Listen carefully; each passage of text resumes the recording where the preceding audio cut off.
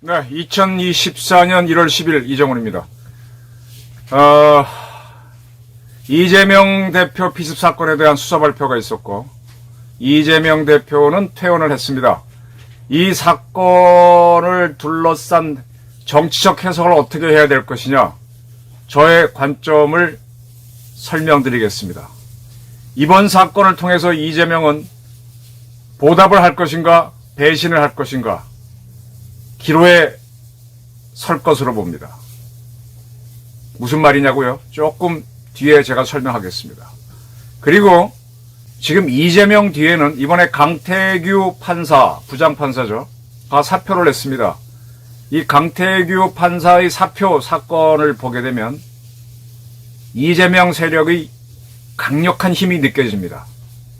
이렇게 힘을 가진 이재명이 이번에 피습 사건을 계기로 그가 받은 것에 보답을 할까, 아니면 배신을 할까, 이것이 앞으로 한국 정치, 총선을 앞둔 한국 정치를 보는 포인트란 말씀을 드리겠습니다. 자, 우선 경찰이 이재명 대표 피습 사건에 대한 수사 결과를 발표하자 민주당 정치테러대책위원장 전현희 씨가 뭐라 그랬느냐, 이 사건은 야당 지도자에 대한 정치적 목적으로 살해 의도로 자행된 정치테러 사건이다. 그런데 경찰이 발표한 내용을 보면 제목이 이재명 대표 피습 사건으로 돼 있다. 정치테러 사건인데 이재명 피습 사건으로 축소돼 있다. 경찰이 이 사건을 단순한 형사사건으로 의미를 축소 왜곡하고 있다라고 비난했습니다. 경찰이 무슨 의도로 누구를 위해서 야당 지도자에 대한 초유의 잔인한 테러 사건의 본질을 왜곡하고 축소한 것인지 그 배경이 매우 궁금하다. 테러의 동기, 공범 여부 등 본질에 대한 내용이 제대로 밝혀지지 않았다. 그리고 아주 우스꽝스럽다고 제가 얘기했던 대테러 센터 밑에 있는 대테러 상황실에서 문자 메시지 보냈던 거에 대해서는 고발 조치하겠다. 이 대테러 센터는 총리실 산하에 있죠. 경찰이 주로 운영하고 하는 건데, 경찰하고 국정원이 하는 건데, 국정원은 지금도 하는지 모르겠어요. 국내를 하지 못하게 돼 있으니까. 국무총실에서 누가 왜 이 문자를 발송하라고 지시했는지, 무슨 의도였는지 수사가 필요하다. 이 부분에 대해서는 고발 조치할 예정이다 그랬습니다. 이 건은 굉장히 간단한 거죠. 이재명 대표가 피습을 당했을 때 현장에 있었던 경찰들이 상처를 보고 띄운 거를 그대로 띄운 거였죠. 네, 아무것도 아니죠. 누가 지시는 무슨 지시가 있어. 근데 어쨌든 이 민주당 측에서는 이거를 고발하겠다. 그러니까 뭔가 이 꾸민 거다. 그리고 이제 이 위원회의 간사인 박상혁 의원은 뭐라 그랬느냐. 가장 핵심 요소 중에 하나가 테러범의 신상인데, 과거 박근혜 대표가 피습당했을 때는 바로 그 범인의 이름과 얼굴이 공개된 바 있는데 왜 안 하느냐? 경찰이 은폐하고 있다. 그러면서 그가 이제 범인이 담정을 여러 차례 바꿨다. 근데 왜 그걸 안 밝히느냐? 국민의힘 출신 태극기 부대원의 범행이란 것을 말하지 않기 위한 거 아니냐? 결국은 실패한 수사라고 평가한다. 이렇게 얘기했습니다. 자, 이건 민주당에서 이 대표 피습 직후에 정치테러 대책위원회를 만들었으니 이재명 대표가 퇴원하는 시점에서 뭔가 얘기를 해야 되니까 얘기한 겁니다. 저는 이거를 찻잔 속의 태풍도 아니지, 찻잔 속에서 이렇게 물 스푼으로 휘젓고 조직을 만들었으니 해산하기 전에 뭐라도 한마디 해야 된다라고 떠든 걸로 보겠습니다. 이건 저의 해석입니다. 정치 해석. 자, 지금 이재명 피습 사건에 대해서는 경찰이 뭐라고 밝혔지만 많이 궁금한 게 있죠. 저는 사건 자체는 굉장히 단순했고, 우선 말해요. 이제 왜 범인에 대한 신사를 공개 안 하냐라고 막 떠들고 나오니까, 문제가 되니까 부산은 경찰청이 그랬나? 1월 3일자 뉴욕타임스에 다 났다 그랬지 않습니까? 뉴욕타임스 보도 보니까 우리 언론이 난 거랑 비슷한데 나긴 났어요. 그걸로 신상 공개는 끝. 즉 경찰 입장에서는 자기네가 공개하지 않았다라는 거가 되고, 또 대한민국 언론한테 누구한테 나갔으면 문제가 되는데 외신이 했으니까 이걸로 끝. 예, 퉁치는 겁니다. 지금 이 사건은요, 이 사건 중에서 많은 사람이 궁금해하는 거는 그 범인 뭐 이런 거는 굉장히 단순한 사건이죠. 본인이 확신범을 갖고 이재명을 노려서 했다.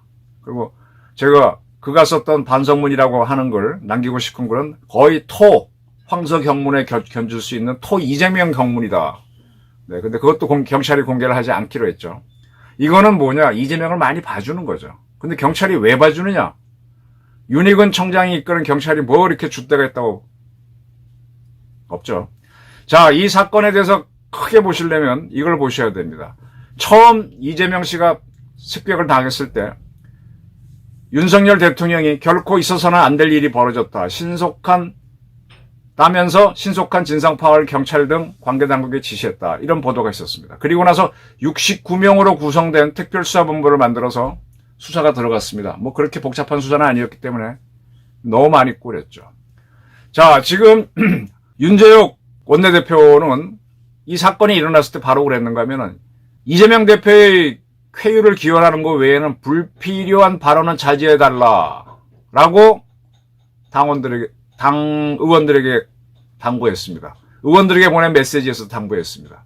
왜 윤 대표는 자기 소속 의원들 발언을 자제했을까요? 이 사건이 딱 일어났을 때 사건 전문가들은 바로 파악합니다. 느낌도 있고 뭐도 있고. 그 다음에 이 범인을 딱 조사해 보면은 거의 감잡죠. 빠르게 감잡습니다. 윤재욱 씨도 경찰 출신이죠. 유삼영 씨가 이재명 씨를 따라다니는데 그도 사건에 대해서는 아주 쿨하게 얘기했었습니다. 쿨하게. 민주당 측에서 막 부풀리니까 툭 잘라서 쿨하게 얘기하더라고요. 경찰들은, 사건 본 사람들은 헷갈리지 않죠. 자, 한동훈 비상대책위원장이 부산에 갔습니다. 거기에서도 이재명 씨 사건, 그 다음에 왜 그에게 헬기를 타고 가는 그런 특혜를 베풀었냐, 이런 문제들이 지적이 되니까 뭐라 그러는가 하면, 긴급 의료 체계에서의 특혜라든가 여러 가지 구멍이라든가 이런 부분들 국민들이 많이 보시고 분노하시는 것 같다. 그 다음에 이렇게 얘기했어요. 한동훈 비상대책위원장이 이재명 대표나 민주당을 비난하지 않고 앞으로 더 나은 체계를 갖추기 위한 정책을 만드는 데 집중하겠다. 무슨 얘기냐? 한동훈 씨가 본질을 얘기했어요. 이재명 씨한테 헬기를 내준 사건에 대해서는 더 이상 언급하지 않겠다. 그리고 앞으로 이런 특혜를 주지 않겠다라고 딱 부러지게 얘기했습니다.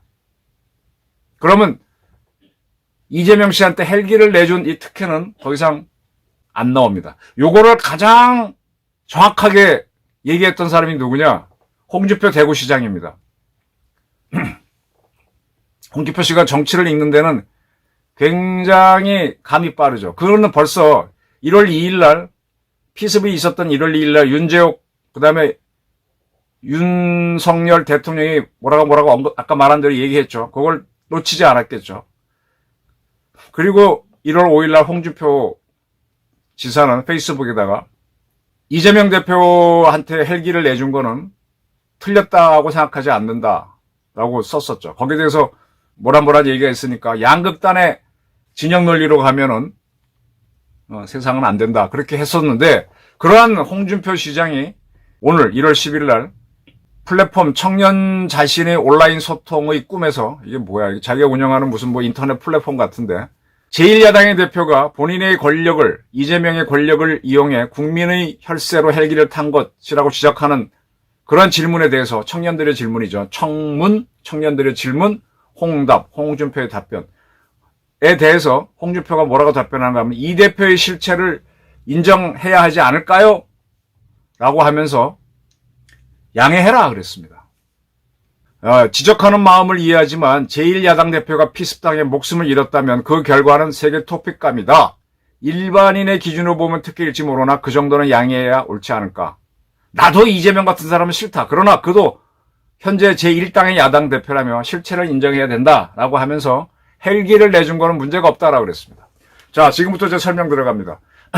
이 헬기가 AS-109 헬기입니다. 이 헬기는 자료를 보게 되면 한 번 기름 넣고 뜨게 되면 한 900km까지 날아갑니다. 그거는 아마 조종사만 타고 아무도 안 태우거나 물건을 안 실을 때의 비행거리일 겁니다. 그리고 최고 속도로 날아가면은 아니고 가장 경제적인 속도로 날아갔을 때 900km 겁니다. 그러니까 이제 환자를 싣고 의료 장비를 싣고 또 했다면은 한 700~800km 날아가겠죠. 부산에서 서울까지 헬기 거리가 한 400km 약간 넘을 거예요. 그게 와가지고 어디에 내렸는가 하면 서울 노들섬에 내렸습니다. 내려놓고 거기서 이제 구급차를 타고 서울대병원으로 가죠. 그리고 그 헬기는 부산 소속이니까 다시 부산으로 날아와야 됩니다. 그럼 왕복이 대충 얼마냐? 400 곱하기 2, 800. 내지는 약간 여유병 포함하면 한 900km쯤 된다고 보시면 돼요. 그럼 부산의 헬기가 노들섬에 이재명 씨를 내려주고 날아오는 거는요, 자기의 비행거리를 오버할 수 있는 매우 위험한 비행입니다. 이런 비행은 아무나 안 합니다. 근데 이 헬기는 아무 사고 없이 부산으로 돌아왔습니다. 왜 그랬을까요? 조금 알아봤습니다. 이 헬기가 서울의 노들섬에는 기름을 넣어줘야 돼요. 근데 기름 넣는 시설이 없습니다. 서울 어느 지역에 있는 항공유 담당 기관이 이 헬기에 기름을 넣어줬습니다. 그래서 이 헬기는 부산으로 안전하게 돌아올 수 있었습니다. 보통 헬기 조종사들은요, 특별한 경우가 아니면 400km씩 비행 안 해요. 보통 200~300km 300km 정도 비행하는데, 즉 부산의 119 헬기가 서울까지 날아가는 거는 상당히 드문 케이스고, 또 돌아오는 건 또 서울 지역에 도움이 있어야 되는데 도움이 주어졌다는 것. 자, 헬기가 뜨는 거 부산 지방의 소방청장이 결정하기에는 부담스러운 사건입니다. 그가 갔는데 서울 지역에서 누가 어느 기관이 기름을 줬어요. 그것도 쉽지 않은 사건이에요. 그리고 이 비행기가 떠서 날아갈 때 헬기는 눈으로 보고 날아가요. 이렇게 지상을 지도하고 조종사가. 그래서 한 지상에서 200~300m 따고 쭉 가거든요. 그렇기 때문에 이 고정익기라고 하면은 김해 관제에서 다 통제를 하지만 이거는 그냥 연락을 하고 그냥 날아가면 됩니다.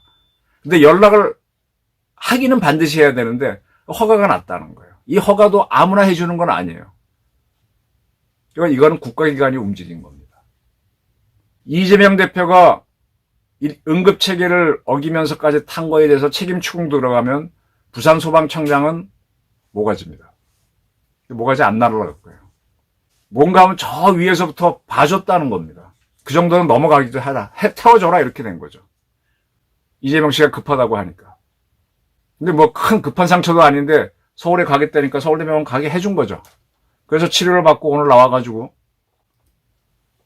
했는데 막상 가고 보니까 과잉 응급치료를 해준 거가 들어서 문제가 된 거죠. 자, 이재명 씨는 무슨 얘기냐? 자기 하고 싶은 대로 해야 되는데 돈 한 푼 안 내고 혜택을 받습니다. 이러한 이재명 씨가 이제 태어나면서 증오하고 죽이는 전쟁 같은 정치가 사라져야 한다라 그랬습니다. 국민 여러분이 살려주셨고 국민 여러분이 살려준 목숨 앞으로 남은 생도 오로지 국민을 위해 살겠다 그랬습니다.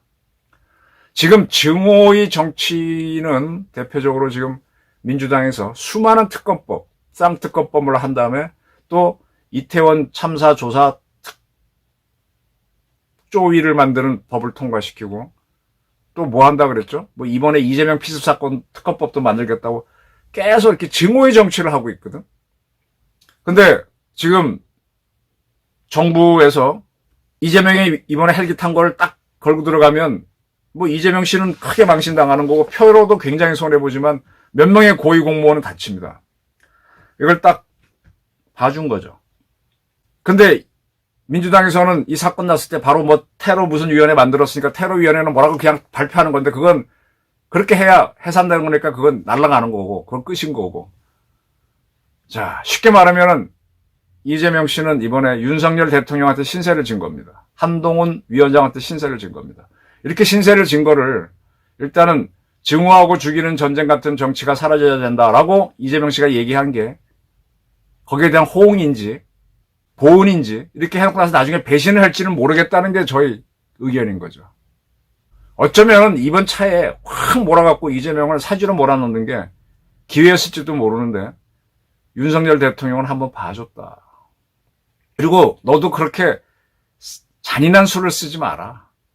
뭐 특검법, 쌍특검법 뭐 그런 거 던져보는 거죠.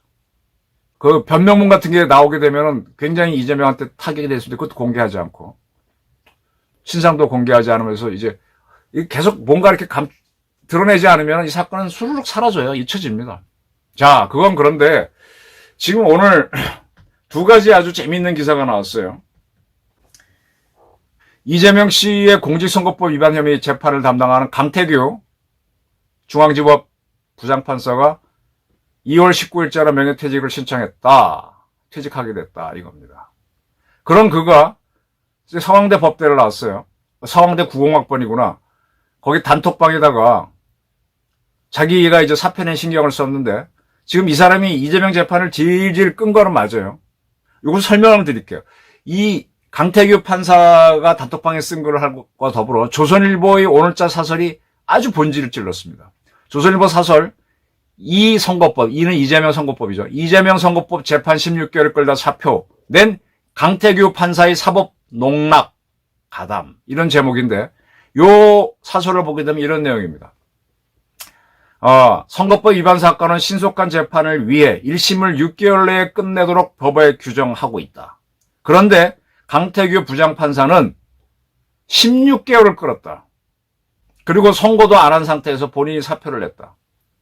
강 판사는 10개월 동안 이미 유법을 저질렀다. 6개월 넘겼으니까. 판사로서 일말의 책임감이나 양심이 있다면 늦었더라도 선고를 해야 되는데 선고는 하지 않고 사표를 내버렸다. 이렇게 무책임한 행태를 보인 것은 유례가 드물다라 그랬습니다.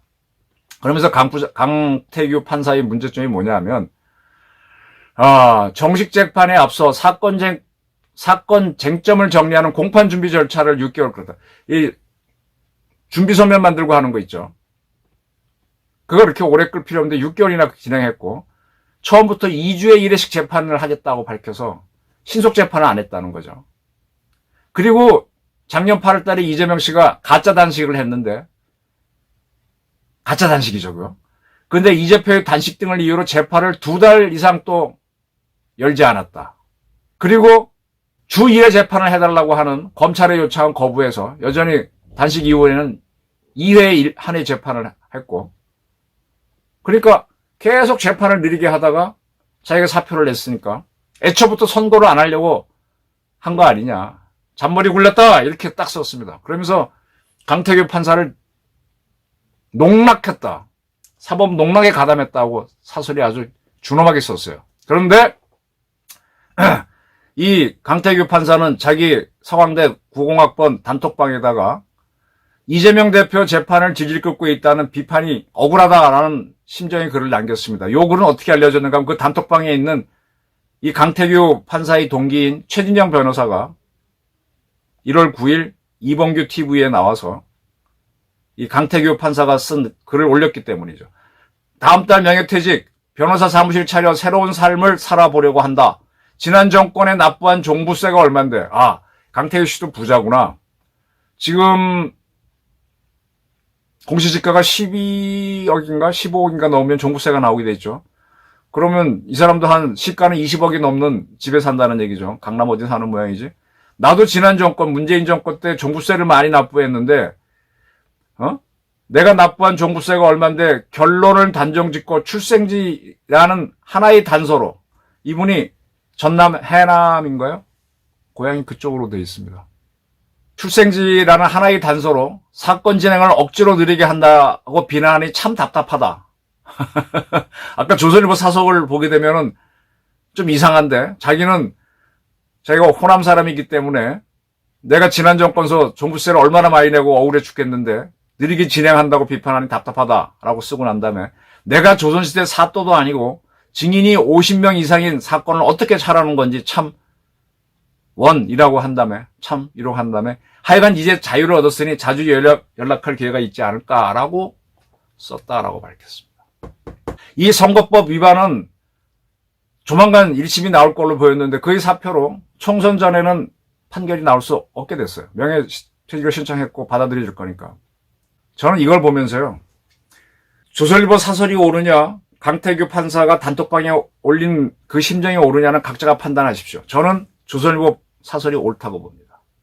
이게 뭐냐? 우리 사회에 조용히 이재명을 지지하는 세력들이 있다는 거예요. 그런 세력들이 있기 때문에 이재명 씨는 보온을 하는 게 아니라 배신을 할 수도 있다는 거죠.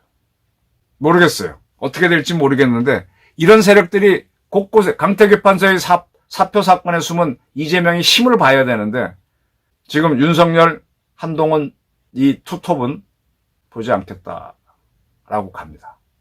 이제 공은 이재명한테 넘어갔습니다. 계속 강성으로 나가서 지금 어떻게 하든 한국 경제는 살려야 돼요. 한국 경제가 어려워지면 총선에서 윤석열 정부도 어려워지고 대한민국도 어려워집니다. 윤석열 무너지게 하기 위해서 경제를 어렵게 하면 대한민국도 무너지는 거죠. 그래서 아마 윤석열, 한동훈 이 투톱은 헬기 타고 간 거 문제 제기하지 말자, 태워주자 이렇게 한 걸로 보이기도 합니다. 이러한 배려에 대해서 이재명이 보온을 할까? 어떤 형태로든 아니면 쌩 까고 나올까? 네. 이게 이제 이재명의 그릇이 되겠죠. 일단 이재명 씨가 증오의 정치를 끝내고 싶다라고 이렇게 한 거 보면은 뭔가 이제 자기도 아는 거죠. 증오하고 죽이는 전쟁 같은 정치가 사라져야 된다. 자, 쌍특검법을 이제 거부했고, 그 다음에 이제 이태원 참사에 대해서 또 특별법을 만들었는데, 그걸 용산에서 거부하면 어떻게 할까요? 그런 것들이 이제 시험대에 들어가는 거가 될 겁니다. 자, 이재명은 이번 자기를 막아준 거에 대해서 보온을 할 것인가, 보답을 할 것인가, 배신을 할 것인가. 그 관점에서 한번 한국 정치, 이재명의 정치를 보시기 바랍니다. 네, 저희 분석이었습니다. 감사합니다.